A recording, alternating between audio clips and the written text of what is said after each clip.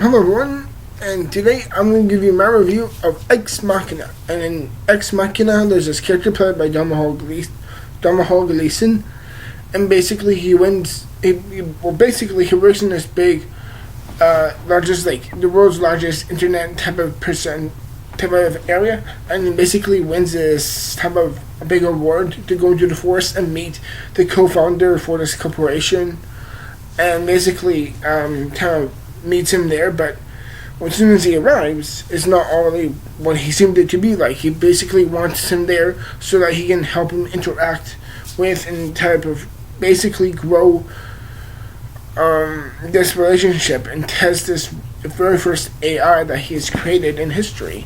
And straight the door, I want to say this: I love sci-fi films. I just love them. The new Star Trek films, Star Wars, Alien, a bunch of those type of movies. I'm a huge fan of sci-fi, also Blade Runner as well. I'm just a huge fan of sci-fi movies all around the board, and this is one of those films where I'm going to say is very much on the lines. Well, I'm not going to say that because that's very, very extremely high, but this film is one of those films where it really does leave you with this with this true whirlwind of your mind going wild afterwards. It really leaves you thinking about technology, and it leaves you thinking about all this stuff a lot more. And for me, at least, as a big fan of sci-fi films, that's one of the most cleverest things that you can do. And this is one of the more creative and innovative films this year so far. And this film was not just besides that, but this film was also very, very profounding and really intellectually challenging and absolutely 100% all on the board creative.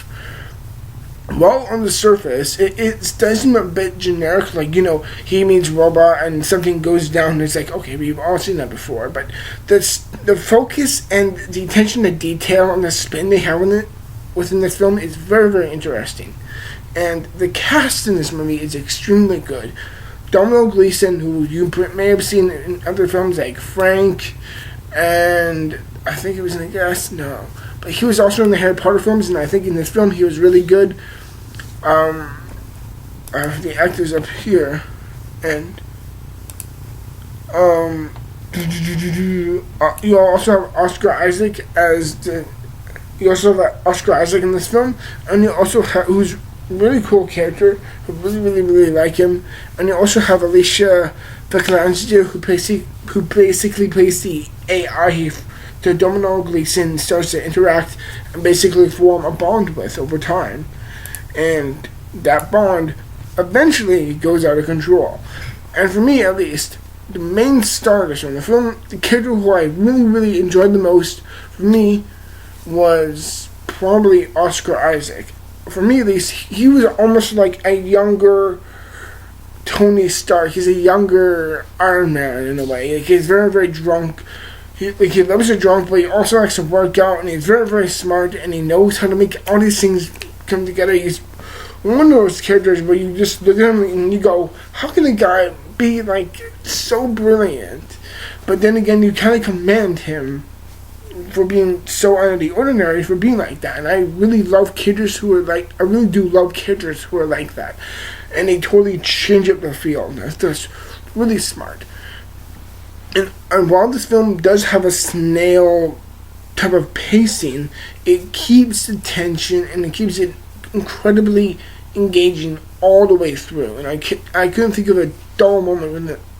Okay, there may have been a few dull moments, but at least this film, in the end for me, at least kept my engagement completely there. There wasn't one moment, okay, there was a couple minutes, but I would never say there wasn't any, at least, oh my god, it's going everywhere. But the thing is that, for me at least, it seemed like there was no real slow, okay, there was slow parts, but for me at least, it kept kind of mostly interesting. There was some moments where I was kind of bored, but I was kind of like, I was genuinely interested to see where the film would go by the end. And I thought the tension and the build-up for this movie was really well done.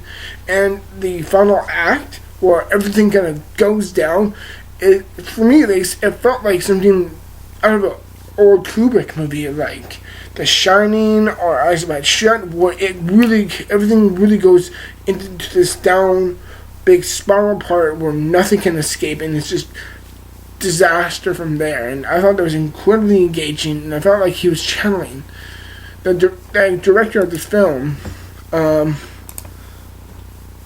Alex Garland, was, for me at least, was incredibly interesting for me, and I thought it was really, really well done. And also, the director of this film, Alex Garland, has not directed a thing before this film.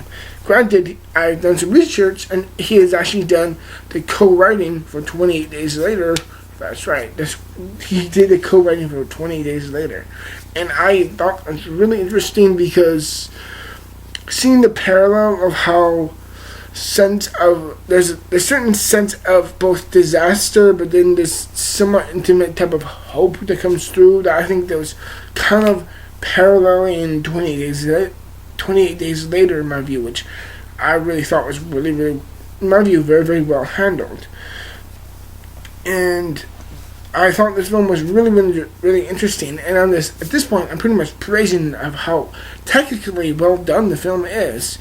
Do I have any problems with this film? I do. I have to admit, I do have some problems. My first problem is that I don't think, even though I probably will get this film on DVD in the future and I will watch it, I don't think it will be as this powerful the first time I saw it. It's like the same thing with Nightcrawler. It's like, well, watch this again, sure, but I don't think it'll be as powerful or as impactful as it once was before. And granted, the film can't always. Well, that's a whole different story there. Like my mind is just going a million miles because of how good this film was. But another problem I have with the film is that, to me at least, I just didn't really completely believe this relationship between Domino Gleeson and the AI between each other. I'm just like, granted, he found her really interesting, and I can understand that, but their chemistry together, where I'm just like, I just don't buy it. And I'm gonna say at the end is a bit abrupt in my opinion. It seems a bit too, I won't say it's out of left field, but it does feel a bit too tacked on in my view.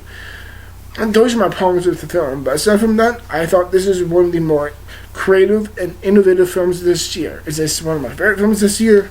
No. I hope to God that could be Avengers. But as far as I know, like I said before, it's one of the more creative and innovative films this year so far, and I gotta say it really does stand out among the others of being much more focused and much more well made in my view. And in the end, Ex Machina is a true testament of filmmaking and AI, and I thought it was incredibly well made. Above all things, this is a technically well made film with a great script, good story, and great characters to keep it going through with a good, moderate type of pacing at it. Is it perfect? Is it consistent? Not really. In my opinion, not really. But it still is high worthy praise for its own sake. And I'm going to give Ex Machina an 84%. I really hope you enjoyed this review of the movie Ex Machina. I really do hope you enjoyed it. And as always, everyone, oh my god. Feel free to leave comments down below of what you thought of the film. As always, everyone, thank you for watching, and I will see you in the future for more videos and more reviews. And hopefully, my next video will be the Avengers: Age of Ultron, which I don't think will be this weekend because it comes out this weekend and where I live. So I think it probably will be up. My review of that will probably be done next week, sometime next week. I really do hope so. Either way, you are gonna get a review of Avengers: Age of Ultron, and I cannot wait for the film. Till then, everyone, I'm Jack Newton, and I'm signing off. I'm out.